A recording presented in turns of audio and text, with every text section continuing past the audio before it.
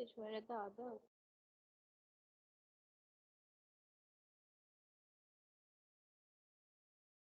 Since you joined the class. Hello, Yes, ma'am. where are the others? Yes, ma'am. Only four students are present here. Yes, ma'am. What? Yes, ma'am. Tell other to join the class. Yes, ma'am.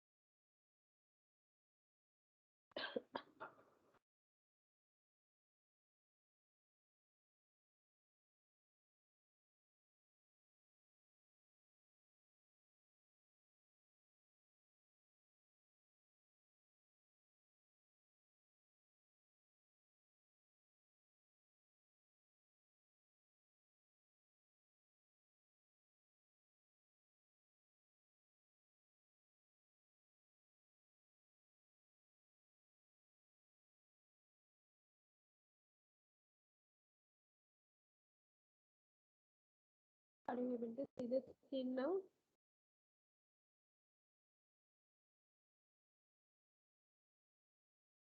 Yes, ma'am. Okay, so let's start the class.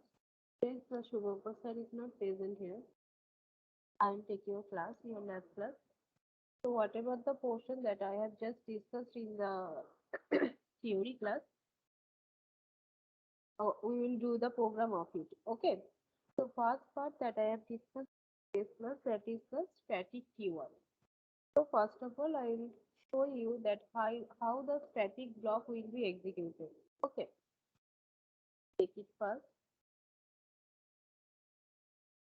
Get here. I am declaring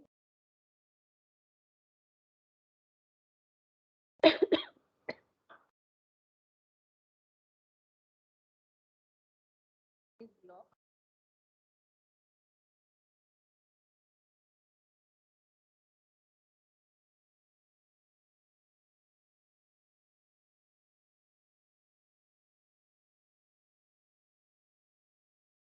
and here I am writing down one in any state, just like static block is,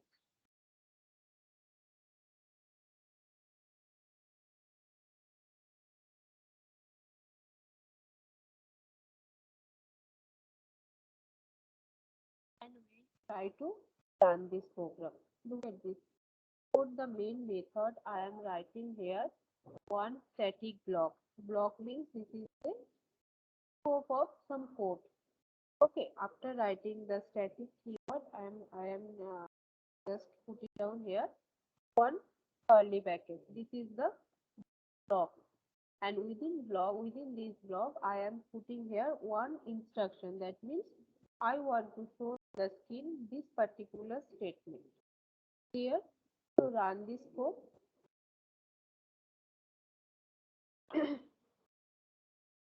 get the output.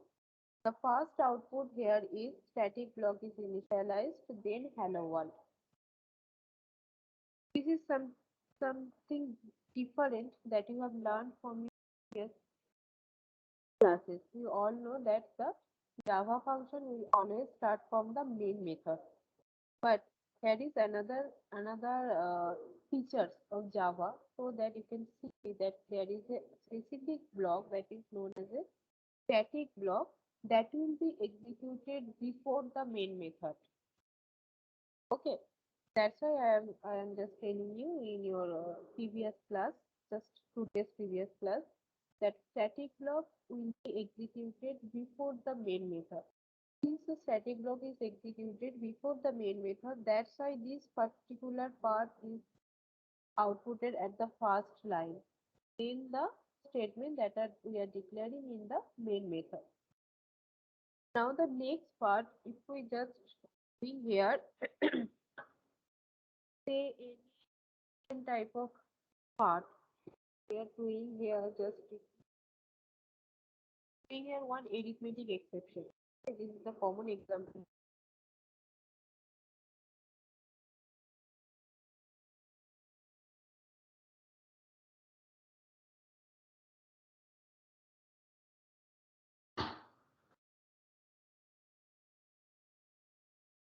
We are declaring another.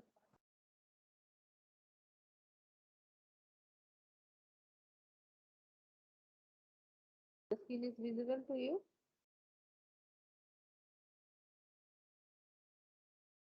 Mithilesh, Yes, ma'am. Yes, ma'am. can you answer me? Otherwise, I will not feedback to you. Okay. So after declaring a variable a, here we are initialized with it as a 10. Okay.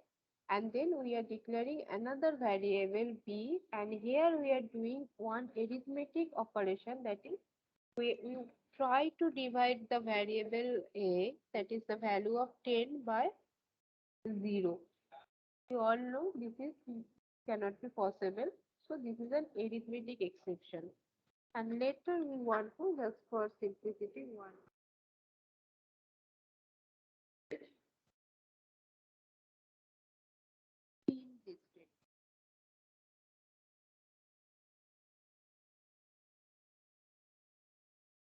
There is an error.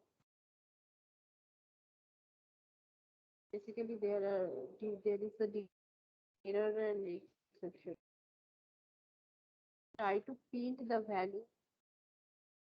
Now look what will happen. This is your past program output. Now we are running this program.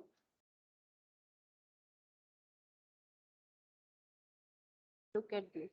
The first line is executed irrespective of the part that there is an exception. An exception is thrown to the main method, that is there is an arithmetic exception, it is divide by 0, division by 0 basically. Now the next part, this SOP statement, it is containing one valid instruction, but since the exception is happened in your program, the remaining portion will not be executed. But irrespective of that, your static block is still executing.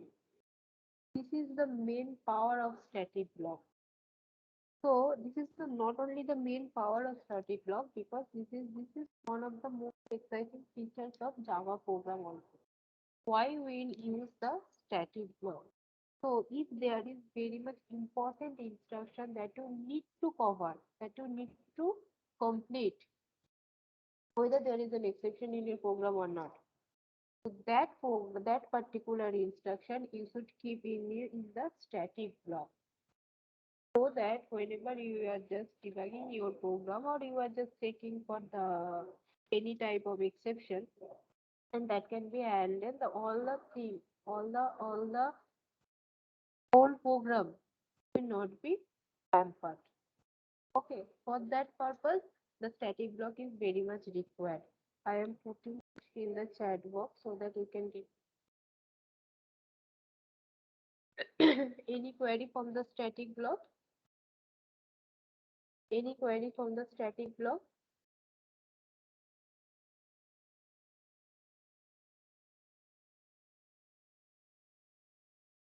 Any query from the static block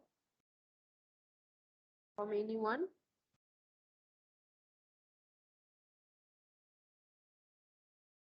Romita, Yes, ma'am. any doubt for the static block? No, Are you ma'am. faced it Understood. in the class, in the theory class? Yes, ma'am. Okay. Actually, at the first class you are present in the class, but after that, after some time you are leaving. That's why I am asking. Yes, ma'am. My network is disturbing. That's why I'm leaving and joining 3 times. Okay. Okay. So this is the concept for the static block. Okay. After that, we will follow the static method. The static variable portion is over. I will not repeat it again. Next, we will study about the static method. Okay. Just removing this part.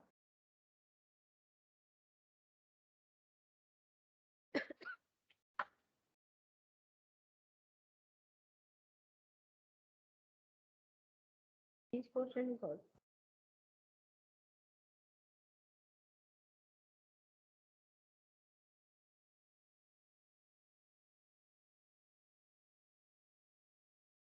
For the static method. First of all, we are taking the same.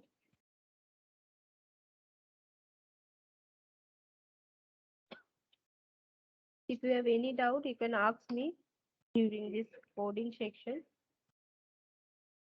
Declaring a class student, and next we are declaring. We will declare the features of the student. Definitely, it will be the student.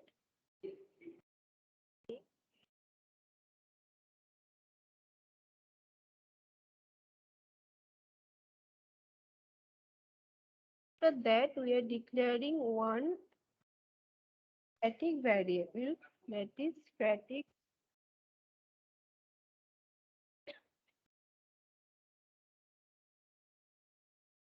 Here we are declaring the value of this static.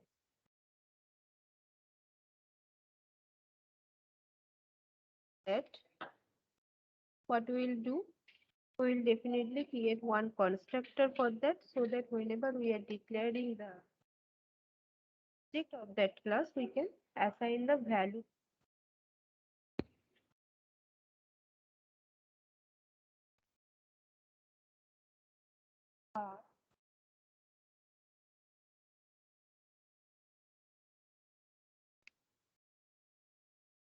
R for roll number and N for name. We are not declaring any value for the department because we are declaring it as a static variable. And for the static variable, we all know that the memory will be allocated only once. So only once if the memory will be allocated, we can easily put down the value of that variable to it, that is declared as a CSV. Clear? So we need to add the next two class variable, that is role, and that purpose we are declaring the constructor here. Okay, we are assigning the value.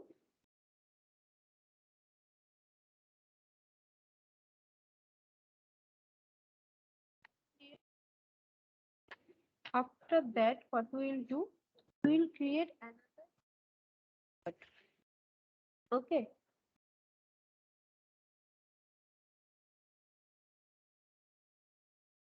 change, and here we are changing the department value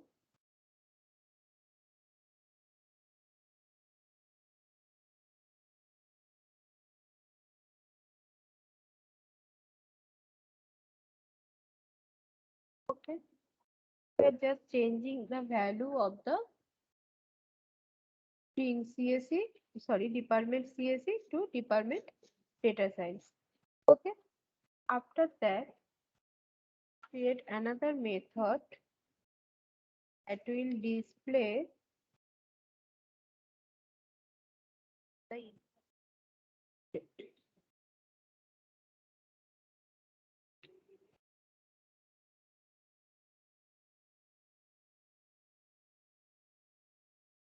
So here we will declare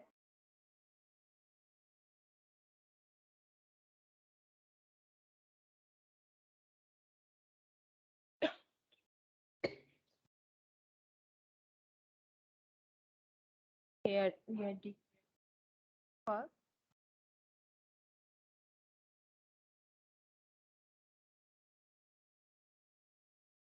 after that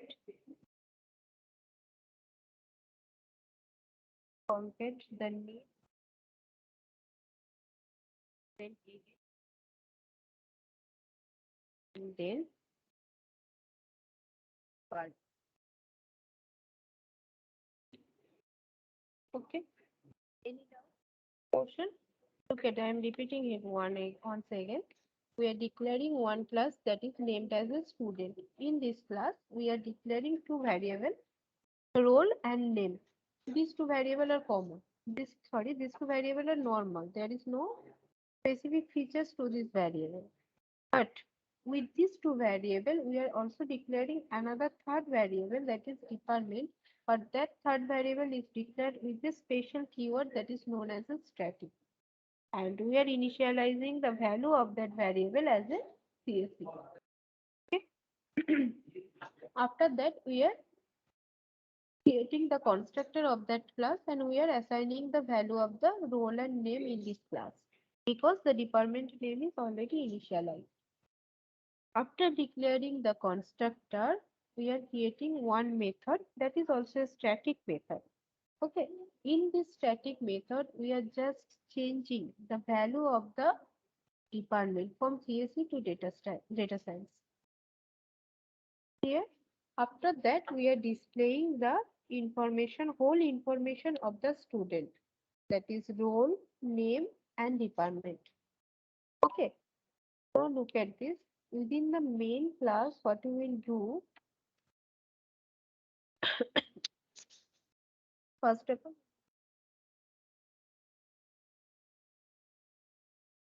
we will create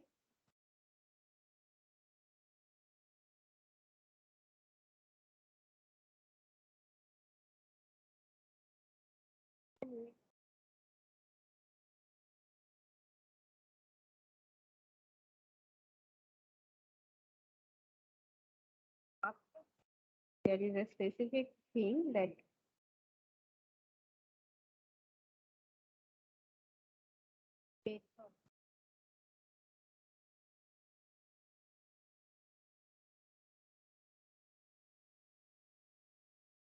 okay, all the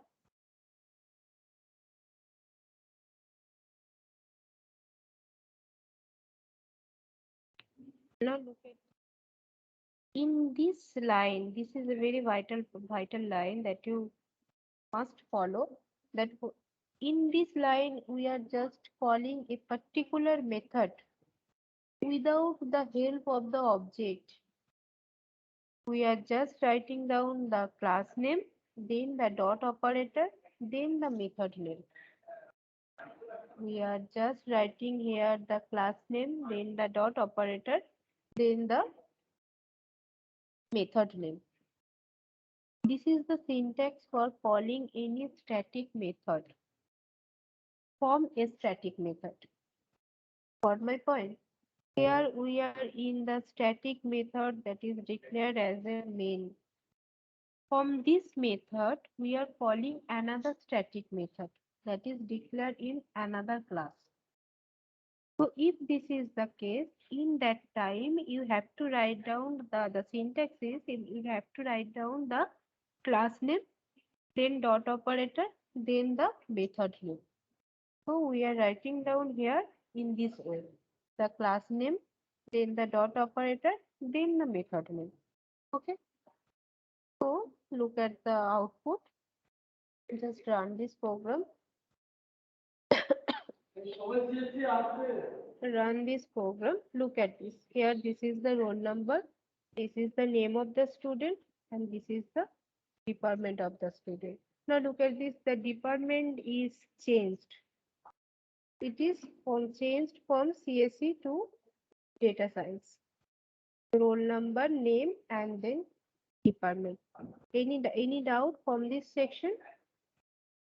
That why how the static method can be declared, what will be the effect of the static method, how we can access the static method. This portion is clear to you? This portion is clear to you? Yes, ma'am. Okay. Then tell me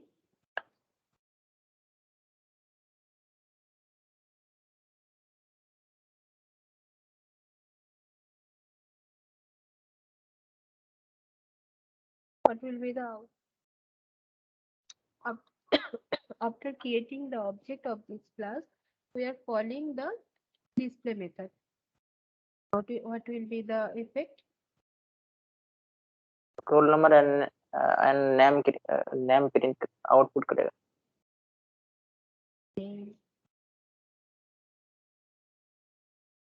ma'am पहले CSE दिखाएगा उसके बाद change होगा. Yes. When you will call this display method, look at this. Not only the role and name. Role and name is initialized in the constructor. Just because we are declaring the constructor, the first one who have answered the role and name, that means you have a wrong concept in your mind. That here we are declaring or we are creating constructor just because of roll number and stream. It will not affect the display method. The display method will print the roll number, name, and department. Okay.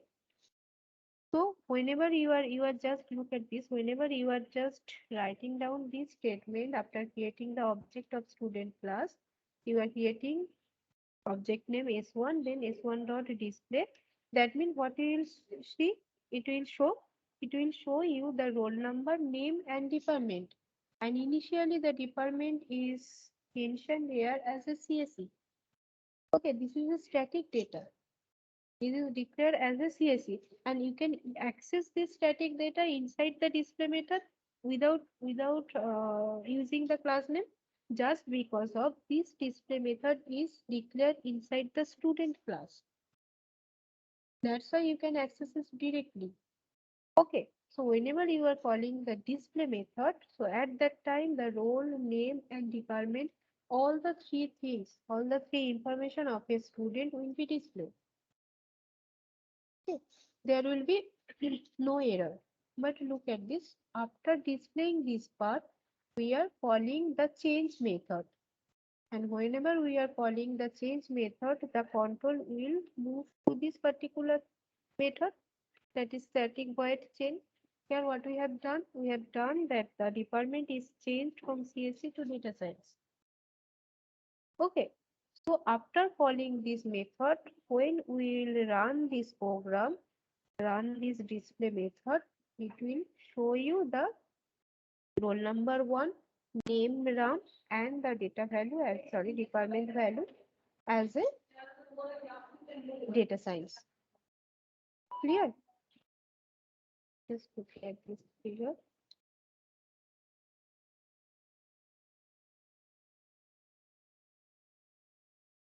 Sorry, there is a printing mistake.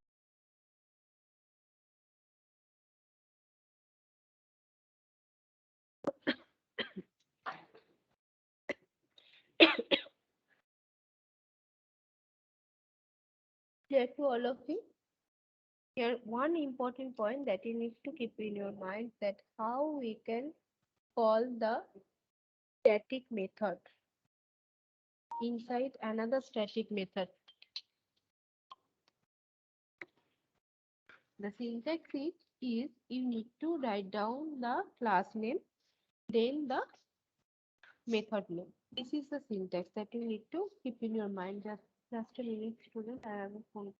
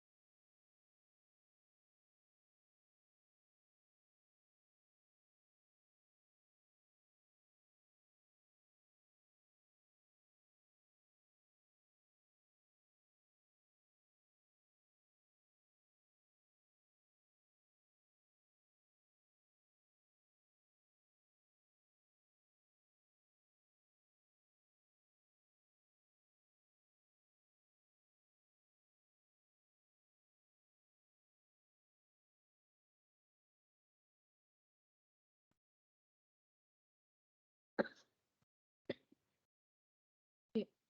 Any doubt from this section? Any No, doubt from?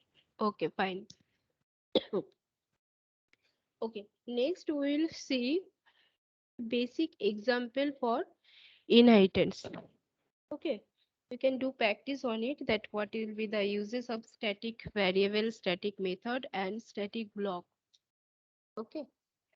Next, we will follow one example that will help you to understand the concept of inheritance. Just a simple program. A minute.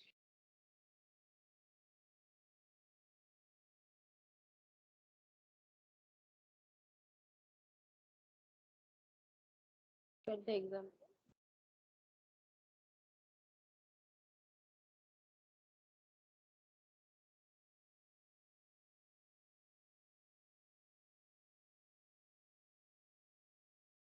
And we are declaring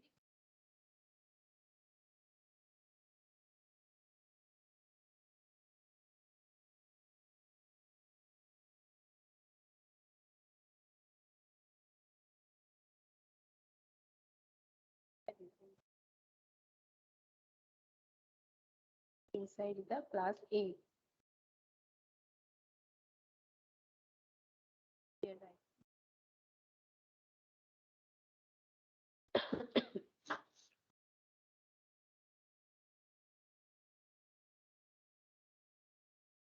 Back.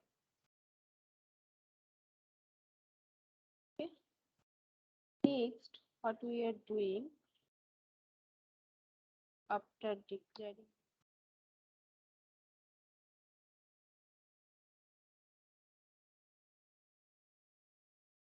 this class B want to access the all the properties or source code or instruction that is written down within the class A. For that purpose, you need to inherit the class A. For inherit a particular class, you need to write down a special keyword that is okay. Extend. Sometimes students misleading with this S. You need to put down this S, not extend. It is extends. S you need to put down. Okay. So class B will extend. Sorry, A.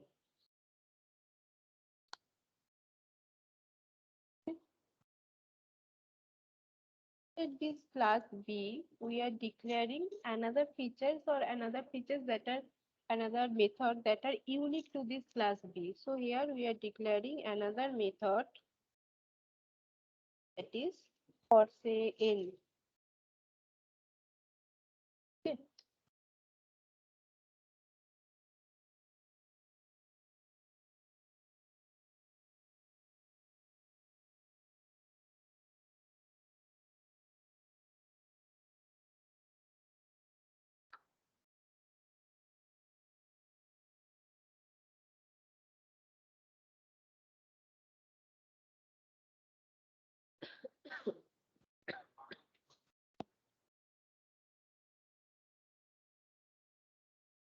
So we are declaring one class A, and the property of this class is only one method, that is M. And within this method, we are just declaring one statement, that is class A is accessed. And next, we are declaring another class B that will extend the class A.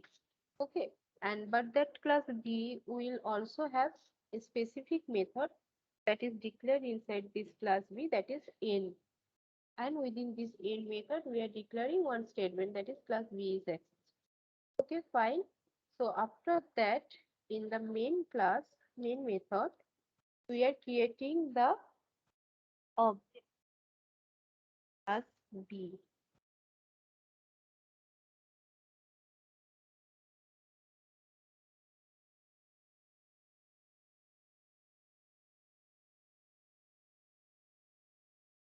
Now look at this.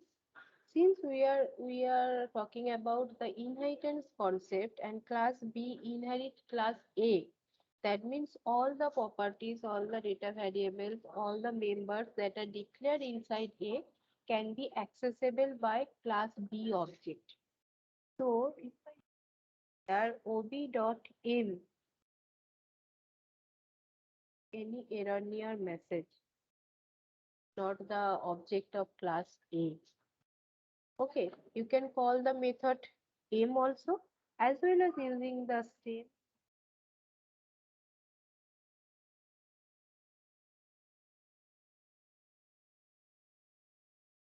This is the features, or this is the power of inheritance. Now, right, just look at this. Inside this class B, we are not declaring any method that is named as m, but using the object of the class B, we can directly access the method that are declared another class that is named here as a capital A. This is the features of inheritance. Just write down the, just run this program. Oh, sorry, there is a class.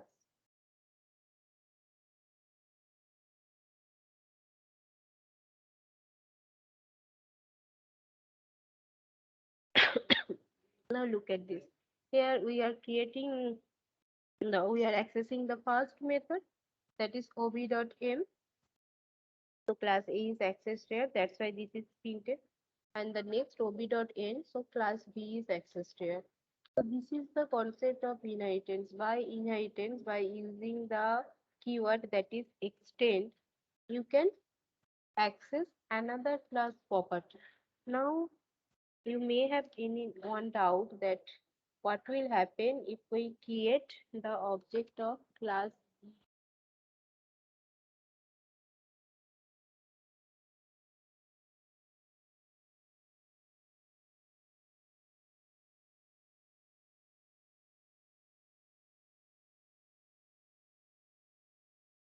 and happen.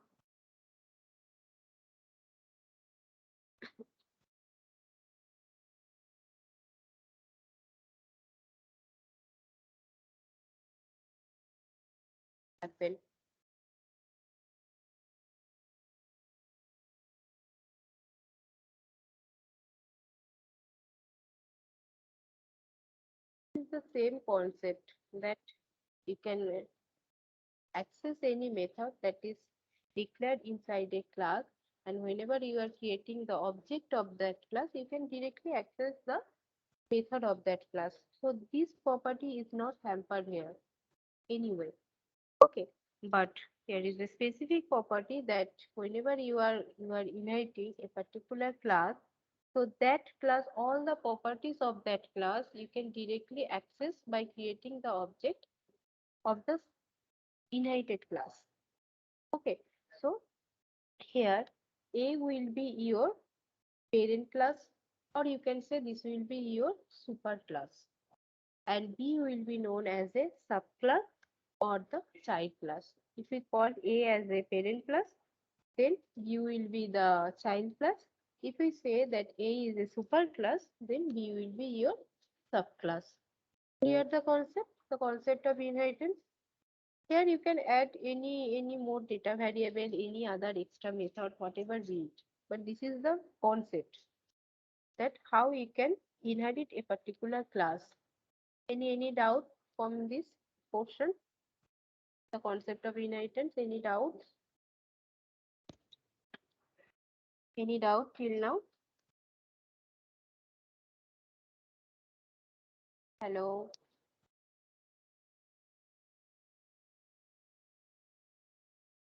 Any doubt? No, ma'am. No, ma'am. Only two students are replying. Okay. Then tell me, if I write down here,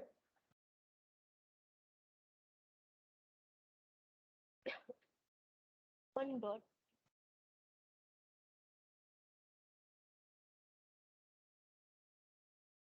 what will be the output? Error. Why?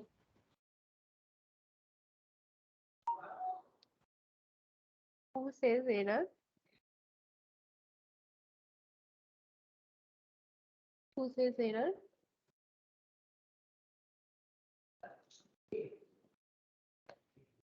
Am I audible to you clearly? Who says error? Pratik, ma'am. Pratik, why it will be an error? Your answer is Because- correct. Can you Yes. tell me the logic? Ma'am, OB1 is the object of parent class. Okay, so that's why if your father has a Rolex watch, you can directly access the Rolex watch. Okay? But if you buy one Rolex watch, your father will not be able to access this. Is it? Is it? Yes, ma'am. Why? Is it true in real life? No, ma'am. Okay, but it is true for Java programming language. The parent class doesn't have the access to the child class. Okay. Whenever you are talking about the inheritance, whenever you are inherit a particular class, then you can access all the properties of that class. But that class, the class which is inherited, that class cannot access the property of the subclass. That means superclass cannot access the property of the subclass. This is the restriction. That's why I am talking about this example. Okay. Keep in your mind this example because this is important and it can be asked in your interview question also. That whether it is possible to access the child class property? No, it is not possible because in case of inheritance, only the subclass can access the all the properties of the parent class or superclass. Okay, now one important part that I want to share with you. Can you tell me that what will happen if I take both method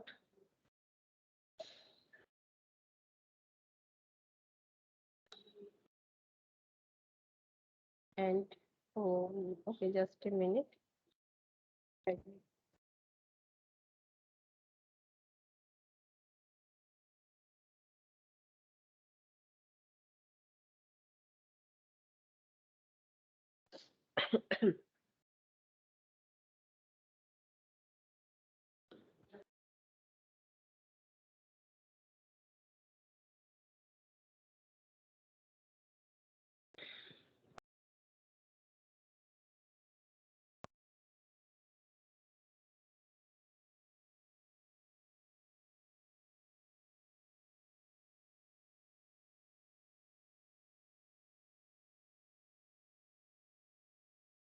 Okay.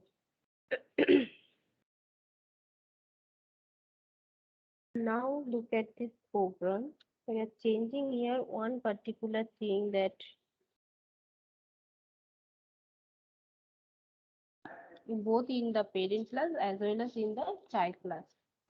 And then we want to call the method.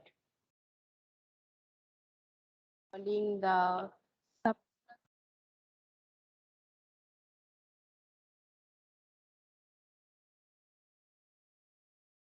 Can you?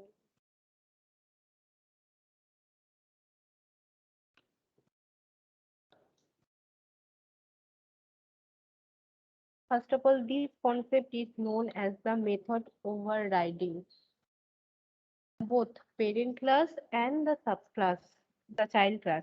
Both the parent class as well as the child class, both class have a method with the same name and same type signature. Return type is also same. All the things are same. So what will happen? In this case, the return type is void. Name of the both class is m, and there is no argument in it. There is no parameter in it. So what will happen whenever we will call this method using the object of it? Can anyone guess it?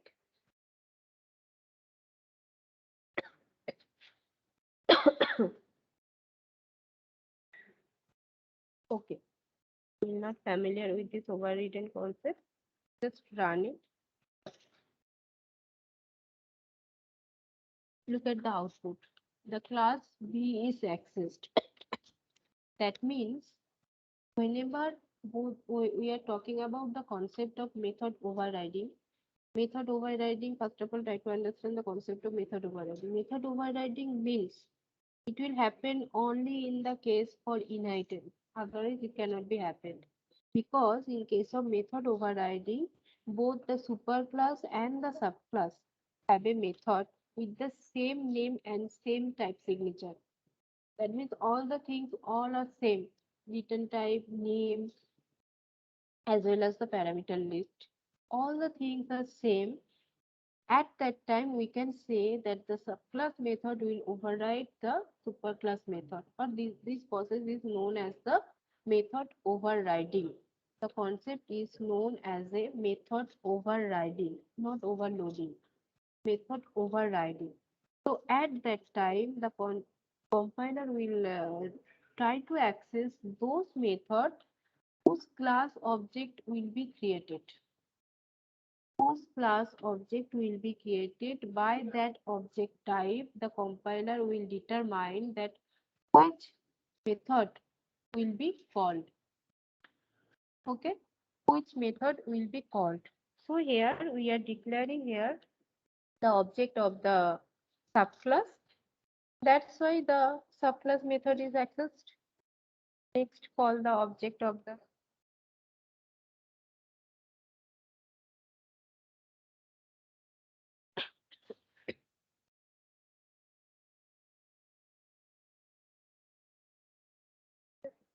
name of the object.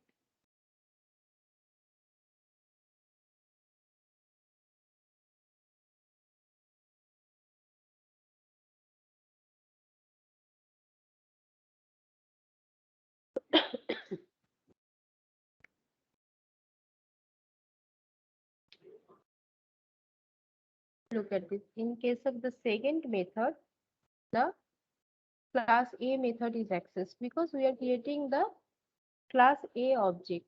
That's why class A method is accessed here.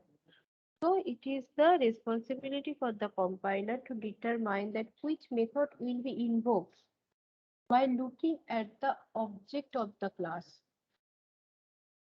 Whose class object will be created, that method will be invoked. Clear? So this is the concept of method overriding. Okay, and here is also another point I want to mention in this section. Giving it to your chat box. Any doubt from this method overriding? No, ma'am. You have to practice it by more complicated program also.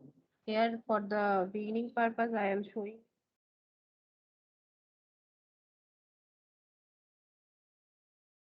Okay. The next important part that is asked in the interview session, that what will happen? Just omit these two parts. In this section, in this code, if you are asked that you need to print both the class, superclass as well as the subclass properties using the object of subclass, then what you will do? Got my point? You need to print both the statement class A is accessed, class B is accessed. So what we will do for that?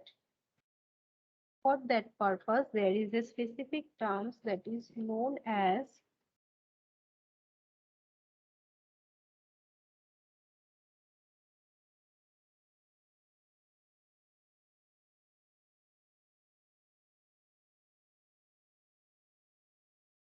okay. Using the super keyword, you can easily access both the the superclass method. Look at this. Inside the subclass method, we are declaring, we are actually accessing the superclass method. For that purpose, you need to write down the super keyword. It is a keyword that can be used to access any superclass member. So if you write down, if you access this method, if you use this method to access this superclass method, this is required just because both the name are similar here.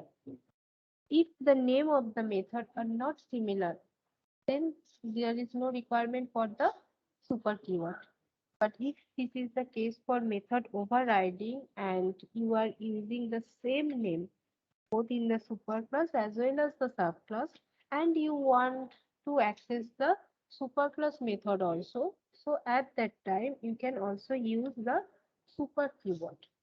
The syntax is similar, that is you need to write down the keyword, then the dot operator, then the method name. Clear?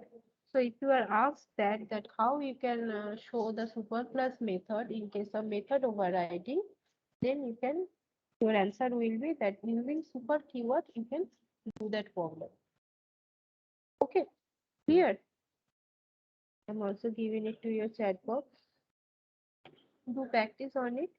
Later we next program of this section. As well as there is also a vital point that you need to in your mind, that is dynamic to this method overriding. In the next day class, we will study about it. Okay. Let me. Any doubt till now? Any doubt?